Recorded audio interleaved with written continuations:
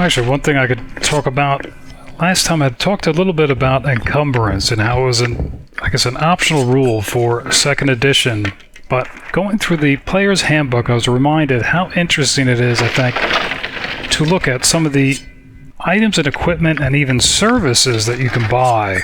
I mean, of course, there's no end to it, but they give you some lists for, as an example.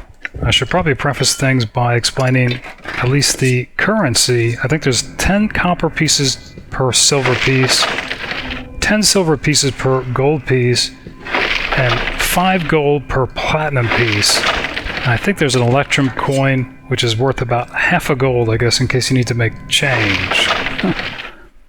But, alright, so just starting out with services alone. Let's say Lilly wanted to pay for a bath, and only a bath, not lodging. 3 copper pieces. Let's say she wanted to write a letter to somebody back in Candlekeep. She'd have to hire a clerk. It would cost her 2 silver pieces per letter. Some players may not even know how to write, or some characters, I mean. So might have to pay the clerk to write it as well. I am willing to continue if needed, but I would love to stop and rest. And, You know, there's little point in driving us to the breaking point. We should stop soon. Or let's say Lilly wanted to visit a doctor and be leeched or bled. I think they used to do that for therapeutic reasons, or they believed it had beneficial effects. That would cost about 3 gold per visit. Let's say she wanted a guide to take her through Athkatla. I think that would cost her about 2 silver pieces per day. If she wanted a torchbearer or a lantern bearer to light her way at night through the city, 1 silver piece per night. Probably children who perform that job. If Lilly needs to do her laundry, 1 copper piece per load. If she needs to send a message across the city, let's say she's at the council house and needs to send word to everyone at the Mythrest, it costs her 1 silver piece per message. If she wanted to hire a minstrel, let's say it was somebody's birthday, for a performance at the 7 Veils, 3 gold per performance. And you can even hire people to attend a funeral. I'm not sure if that's for your own funeral or for somebody else's, but that's about 2 silver pieces per funeral. And I think there's the basic service of a teamster with a wagon. That's about 1 silver piece per mile. And then, of course, there's all modes of transportation. You could buy a small canoe for 30 gold. In fact, I think a war canoe is 50 gold. Couldn't actually tell you what the difference is, though. A common carriage is about 150 gold. But of course, Lilly would probably want to buy an ornamental coach, which costs about 7,000 gold. Or you could just buy an entire ship. A galleon costs only 50,000 gold. You could buy a simple wagon and cart. That's about 5 gold. That doesn't include the horse or mule. You could buy animals. Let's say Lilly wanted to cross the Callum Desert on a camel. She'd have to pay about 50 gold for a camel. She could buy a cat for 1 silver piece. Chickens, 2 copper pieces per head. She could buy a cow from the cowherd in Kethrin for about 10 gold. Surprisingly, a guard dog costs 25 gold, but a war dog only costs 20. Not sure why that is. And a mule or a donkey only costs about 8 gold. And we've heard about nobles taking up falconry as a fashionable hobby. You could buy a trained falcon for no less than 1,000 gold. Let's say you want goat's milk. Goat, 1 gold piece. A horse, well, a normal horse, 200 gold. But if you want a heavy war horse that you could take into combat, I think that's about 400 gold. And this would certainly interest Lilly. You could buy a hunting cat like a jaguar for 5,000 gold. I'm sure Lilly would want to buy 2 of them. An oxen, 15 gold. A peacock, I'm not sure why you'd want to buy one. It's 5 silver pieces, though. A pig, 3 gold. A normal pigeon, 1 copper piece, but a homing pigeon, 100 gold pieces. Of course, you can buy a pony for 30 gold pieces, whose size I guess would be more appropriate for Mazzy. You can buy a sheep for 2 gold, and a songbird, which I guess you'd probably buy as a gift. Maybe Lily might buy something like that for Emmeline. 10 silver pieces. And then there's some more mundane equipment, but it's just interesting to think to have to buy these things. A backpack, 2 gold pieces. You can buy just a regular barrel, 2 gold pieces as well. A bell. Not sure what you're going to do with the bell, but it's 1 gold. A regular bucket, 5 silver. You could buy chain, I think it's about 4 gold per foot. And let's say Lily wanted to store her treasure in a chest. A large chest is about 2 gold pieces itself. Or she needs to buy candles to write. I am willing to continue if needed. I would like to stop and rest. Or she needs to buy candles to... No, there's little point in driving us to the breaking point. We should stop soon. Or she needs to buy candles to write at night. It would be about 1 copper piece per candle.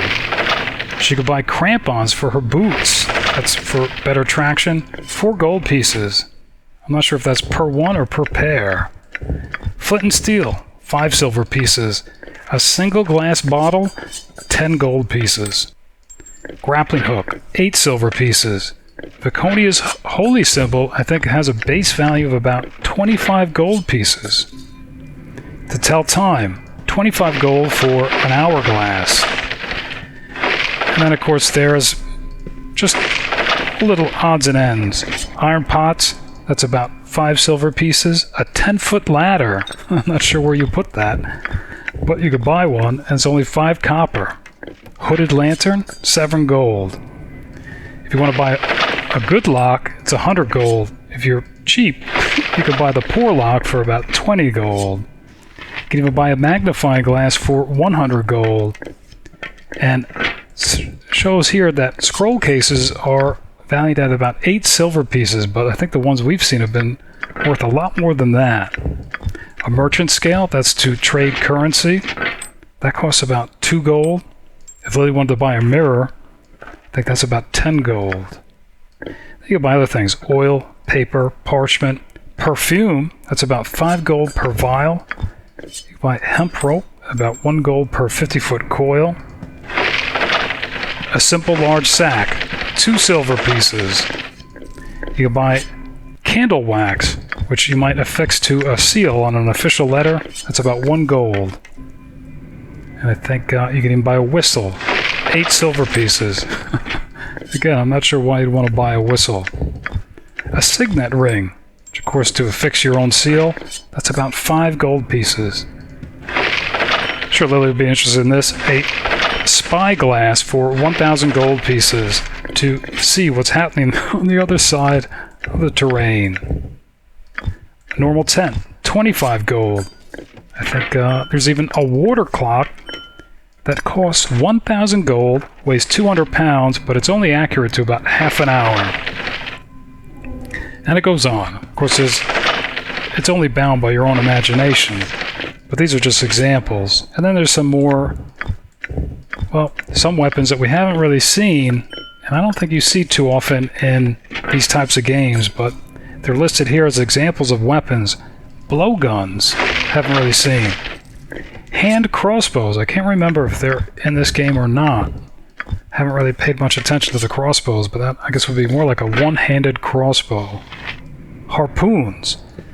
And then I think for every weapon, there's probably a version of it that's meant to be used on horseback. They have like horseman's flail, horseman's mace, pick, jousting lances. Of course, we haven't seen any of those either.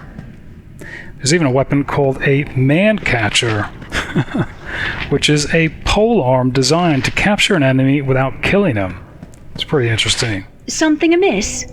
And a trident. I don't think we've seen that either. And lastly, a whip. Actually, that's a very popular weapon, I think. A lot of players seem to want to use a whip. And I think it might have been available in one of the Neverwinter Nights, at least as a mod. Can't remember now. Yeah, we haven't seen that here either. Yeah, I just think it's interesting, and I think it stirs the imagination to just think about why you would want to buy any of these various items, especially the mundane ones, like bells and whistles. But, I don't know, I just think it's interesting.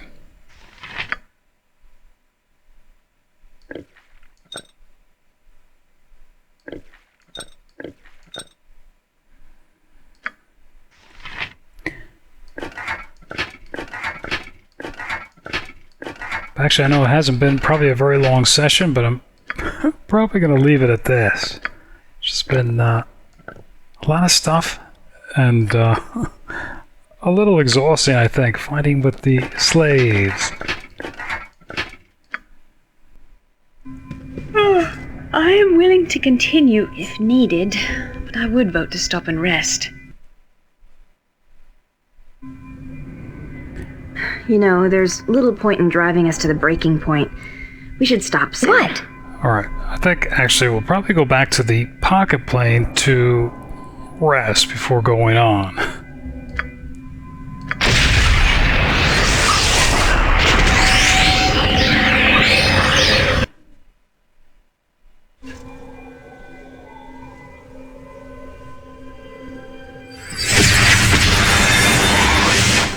Trying to think why they're even fatigued to begin with. What? I thought we only cast haste once. Alright.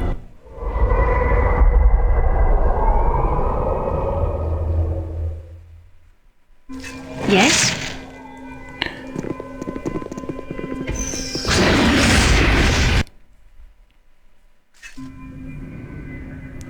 Okay. Ready and willing. Just gonna set up so soon. I'm ready for anything. Yes?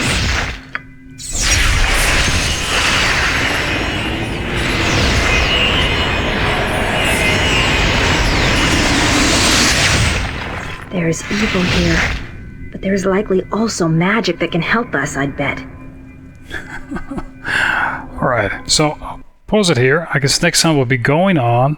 Not sure where this even leads to, but hopefully then closer to Sendai. Been watching? Thanks, and later.